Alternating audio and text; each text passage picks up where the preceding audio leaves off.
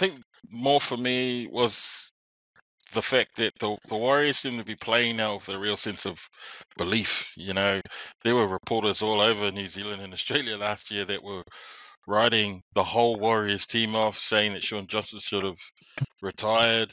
And I think a whole bunch of fans were on that sort of similar tone. But the game on the weekend, I can't say it was clinical. Clinical was more the Panthers the week before against the Warriors. They were clinical against the Warriors. The Warriors, it just looked like they were playing and having fun playing. And it showed in how they were carrying themselves on the field. You know, stuff was happening outside of their control, but they were sticking to the game plan. And it was funny listening to Tohu after the Panthers game talking about them not sticking to their processes, doing shit that they haven't done all seasons, those offloads in their own half, all of that crap that contributed to them losing to the Panthers. And then on the weekend against the Knights, you know, everything came together, and it was awesome to see Shaun Johnson come out and really control that game and play with that Shaun Johnson flair that all the Warriors fans have been sort of wanting him to play for ages and ages. Like, he was 2011 Shaun Johnson again, but tempered now with maturity, experience, and the boys have a real belief in them, and it showed. Like, they piled on points in that first 10-minute blitz, and the Knights, you know, so when I come back after watching the game live and watch the highlights, they were talking about how after 10 minutes, the Knights hadn't completed a set, and how there were still forwards like Frizzell who hadn't had a hit up in the first 10, 11, 12 minutes. And I'm like, wow, that's unheard of, you know, and at NRL level, man, you need to even like complete the sets. second half, just the buzz you didn't realize until you rewatch the game, and like, oh shucks, yeah, these guys aren't even getting to their 50. They're just like struggling kick. And like that Maju era, that first one that led to the chance try, like it just felt like the Knights kind of knew that they had their back up against it coming to Mount Smart and playing the Warriors, and so they were a bit jittery. In that first era, man, the Warriors pounced on it, made them the pay. Crowd, as soon as you just see that ball come out, and man, when I rewatched it, it looked like Margie caught the ball and chucked it on the ground. That's what it looked like. I was thinking, did he like catch it and then just dropped his nuts? He didn't want to carry the ball. I think the man dropped it, but he was still in the process. He was still trying to finish off his run. Still trying to do his extra carry. Yeah, but that game, it just looked like there was nothing that the Knights were going to do on that night that was going to work. Like, their forwards were nullified. Ponga looked like he tried to win the game from the very first minute, and he was defending up in the line, which I thought was real weird. I was like, oh man, what's going on? I don't know if that's the Knights' game plan. Quiet, eh? Yeah, man. Yeah, especially taking that energy away. So when it came to attacking, like, bro, they were sapped. They had nothing left, and so they were just doing these real, like, ordinary carries back, and the Warriors were punishing on their defense. So, you know, it was such a one-sided game, and that first third and then that last third, like, the Warriors were just too good. Like, the Knights tried to sort of grind their way back into the game after 20 minutes, but by then, man, it was too late. Nothing that they could do was going to counter not only what was happening on the field, but man, what was happening out in the stands and the crowd, all the fans. Like, it was crazy. That was one of the craziest Warriors atmosphere games that I've been to at Mount Smart, and it was cool. You know, looking around, there were families everywhere. And I'm happy that there were bandwagon fans amongst everyone that have sold out all the merchandise from the stores at Mount Smart. I was like, oh well, you know, it's cool having them on because it brings the boys home at those home games, and yeah, it shows these bandwagon fans that, come on, just believe in us a little bit. It can't just be the hardcore keep the faith the through next all generations, the shitty years that's going to carry this club through, because we need all those young kids to come back, like that girl who's asked about the Soccer World Cup and she's like, up the wires. So it's like, yeah, we need more that of that. was funny. England, England. I'm just gonna England up the wires. Yeah, your take on the Wars, mate. That Yeah, atmosphere. bro, that was a really cool, entertaining game. Were you wearing your Warriors jersey for the game, or? I had my solo kaele, the one you use for to clean up the mess on that one. I was impressed with I mean, yeah, they put on 40 points, but just in the first quarter, there was a real different. You noticed they were kicking to Maju's side all the time. So it kind of gave Ponga nothing bringing the ball back. So the only really chances that he had was coming into the line attacking. But then the way the forwards were going, they had really little quality ball in the Warriors areas. You know, good attacking ball. So to keep him down to 102 meters, bro, and just as just had no effect in the game, bro, because they shut him out, and there was a real grind that first 5 minutes, kicking to the corner of Maju, and it was quite I think it was quite poignant because it meant that he's not going to take that first hit up, Yep. the next one, you know. Dom Young's still awesome, you know. He was the one taking the first hit up, but he's no Maju, and when Maju gets going, it's like another prop. But Yeah. Bobby Well, that's what mentioned, he's been doing in the previous games, just steamrolling yeah, people. bro, he's been smashing people. Bobby mentioned his knock on. I think the fact that they let the Warriors in the very next fucking set, that meant heaps, bro. And it was like almost, I think they win another 2-3 sets. It was like almost 10 minutes, bro. They didn't even touch the ball. Because they went bang, bang, bang, like 3 tries after that.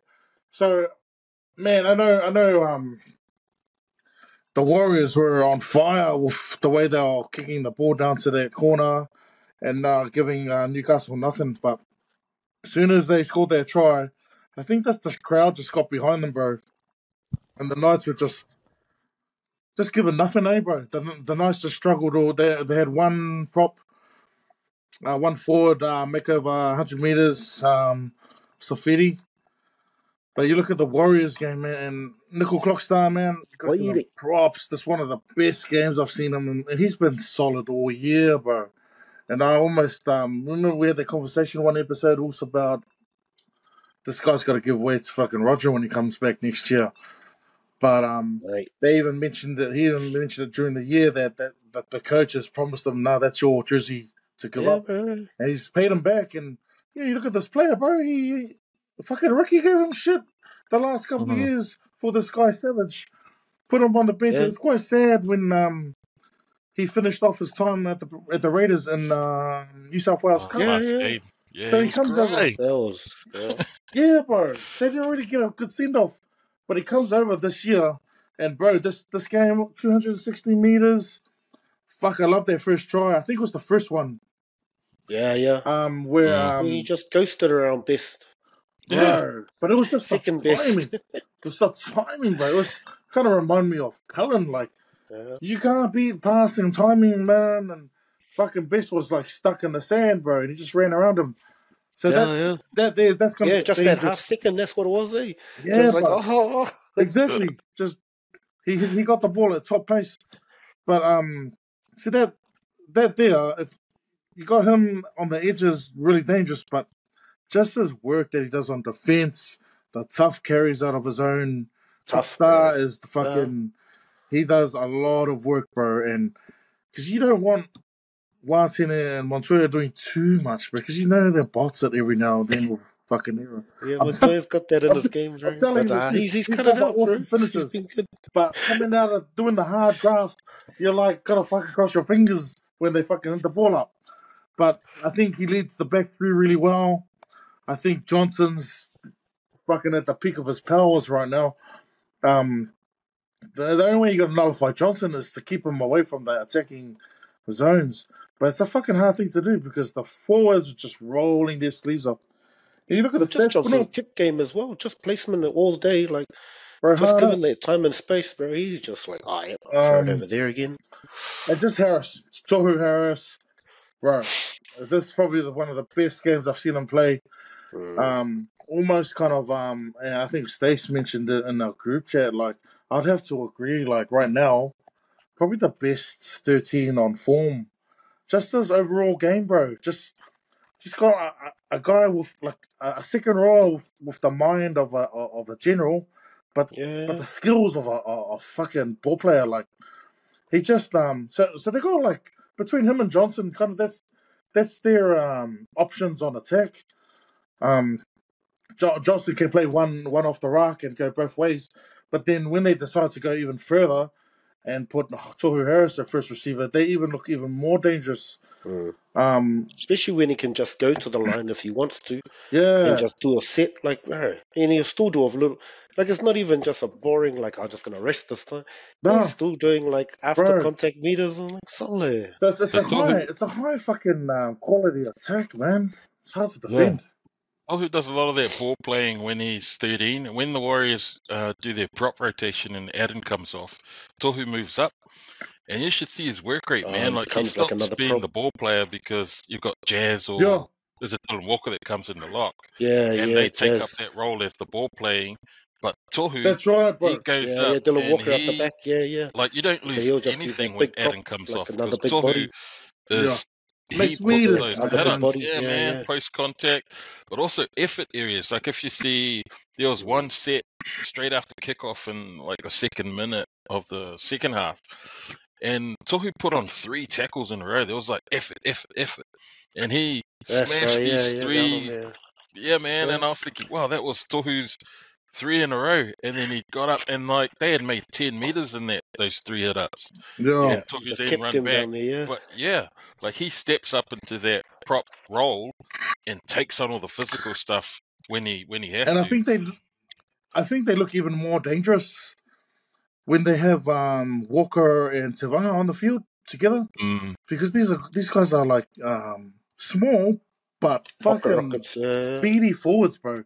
Who, like, they come on in the last 20 minutes, they can be real dangerous with their speed around the rock. They can ball play, and like you said, Bobby, they got Tohu Harris who can play a prop, actual prop just role. Play that, and then a little bit of niggle. Yeah, so they did well against Newcastle, bro. But well, yeah, and I think because Tevanga brings a bit of that Tyson Gamble kind of nullify any of that little. So there was none of that little. I don't know if the last week's antics kind of quieted him down, because man, I didn't even know that guy was on the field till the replay. Yeah, their top players definitely stood up. You know, there's 3 I mentioned, man. Johnson, Nuku-Coxstar, and Harris, bro. I just think that against the Knights, they had to really nullify one player, keep him quiet. Against the Broncos, there's more than one that can fucking hurt you. There's more than one. And when I look at this lineup, I think in the centers, bro, that we might have an edge in the centers. I think both packs are fucking awesome, bro. They can almost kind of even each other out, bro. But look at Pompey, even man, Pompey and Rocco Berry. That was played awesome, bro. Yeah. So last week I was mentioning that. Those were the 2 areas I was worried about for the Warriors last week. I was saying, in the centers, you're up against the form center and that guy who is an ultimate competitor. That's right. And then these 2 fucking play out of their skins. They won the battle. Winning the battle, all right, man. Both of these 2. I thought Brady was going to run all over Pompey. Hard up. Especially the week before when you were having a talk about Pompey. I was thinking, yeah, bro, like, what's up with this guy? Like, everyone's coming out of the line and Pompey's jogging. It's like, come on, bro. And then last week, he must be doing this. I was having a rest with everyone else last week. Yeah. I was resting with everyone else for the Panthers game. I was thinking, how come I didn't get rest? I'll just rest during the game then. Ponga best. That whole left side has been killing it with Maju. Exactly. Yeah, that's where I thought the points are going to come. Watch that left side, bro. We're going to play that move. No, bro. That move wasn't even close. That's our best. That's the Katani Mahavi, mate. All right. We'll come to that. Big level. No, man. No way. No way. You jumping ahead, all right. You're jumping at the bit, mate. Is that everything? We're wrapping this game? Anything else? Dan, can I? So, man, like, when I look at your pack, man, I don't want to blow you guys up too much, but some of these hardworking Palangis, bro, like fucking Ford. Well, repping him since the early days, bro, and man, he's. And I mentioned a couple of episodes ago how I was a bit bummed for my also Bunty. Who I still gotta say it was harsh to miss out, but probably looking at it, this is probably the best 17 they put up there with Curran on the bench, Serenen on the bench. The Tevanga squad are very what do I say? Like a fast, mobile bench, you know. So and Barnett, bro, but Barnett's like just tough, eh, bro? It's like Campion, bro. Kevin Campion back in the days, remember? You got to have some of these fucking real tough Australia, no shit fucking forwards. Just to mix Didn't you give Roger shit for calling this guy Kevin Campion, and now you want to steal Roger's line? Who, Barnett? Is that what Roger said, Barnett? Yeah, he compared him to Kevin Campion, and you laughed at him. You didn't know Roger could see ahead, man. He could see the player he was going to be. I think those are the similarities between the 2002 Grand Final team, the 2011, and this year's team, if they were to go on, is that they've got these Balangis. Like, I think 2011 they had Michael Luck in there, who was like a tackling machine, and they had Manning at the same time. And those two combined, you know, they had an all right. I think Packer was kicking ass. Lillyman was when Lillyman was really good because he was making origin. That combination. And they had really good balance in the forwards. Similarly and to you know the what? 2010 Wade Egan had a quiet game too, bro. And he's capable of having some good, snippets, good runs. But all he had to do was just pass the ball, man. So I like that's what the boys have done too. Like, like as much as people talk up Johnson, like there's enough of the boys. Like when he's on the field, it's a presence, but everyone's got their roles. Like, Fanua Blake was massive, but he didn't have to do much this game. Everyone just plays their role. So I reckon they're not, like they're just doing enough, understanding, when they come in and out of the game. Oh, so they're still in third gear, man. Getting ready, man. Getting ready. Hey. We haven't pumped the clutch yet, man. We're still just. We haven't changed gear yet, Celeste. It looks good because it's in third. It's at the top of revving out on third. Coming, mate. We're coming. There's heaps of Broncos fans that wanted the Knights to win because they didn't want to face us. Exactly. This guy was. This weekend. Well, I think the Knights would have hurt us a lot more than the Warriors can, but hey, that's a different story. This guy. Yeah, I think the atmosphere of that game was probably the biggest thing, bro. Even Dan Ganane, one of the biggest commentators for the NRL, said this. He's never heard a crowd like that Mount Smart game. So they were over there commentating the game, and he was shocked. He's like, bro, this crowd's inspirational. So for someone who's like, been to that many NRL games and to be shocked. It's shocking because I used to sing songs when Brisbane won the games as well. And this was before full time. And there was hardly anyone around. People were already walking to their carvalhas. So, let's be real. These motherfuckers show up when you are at least winning. You came to the games with me. Okay? I just want to say, it's easy. Easy to come part of your side when you are winning. Okay, but how many motherfuckers are gonna stay to the end of the game and sing songs when you lose? Not many. Hey, if any. There was heaps there ready to fuss you, bro. There's heaps of fans there still ready waiting to fuss you, bro. Back in the early 2000s, right? Yeah, there was enough of us there to beat you up, bro.